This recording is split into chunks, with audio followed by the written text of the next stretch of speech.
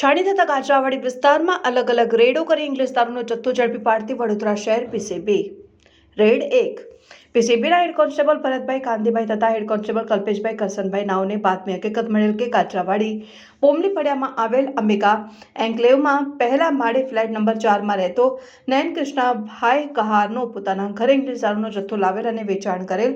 હાલમાં પણ તેના મકાનમાં દારૂના જથ્થા સાથે હાજર છે. જે હકીકતને આધારે માહિતી મુજબના મકાનમાં રેડ કરતા મકાનમાં રાખેલ ઇંગ્લિશ દારૂના જથ્થા સાથે ઇકીસમને ઝડપી પાડી પાણીગેટ પોલીસ સ્ટેશન ખાતે પ્રોહિબિશન એક્ટ મુજબનો ગુનો રજીસ્ટર કરાવી કાયદેસરની કાર્યવાહી કરવામાં આવેલ.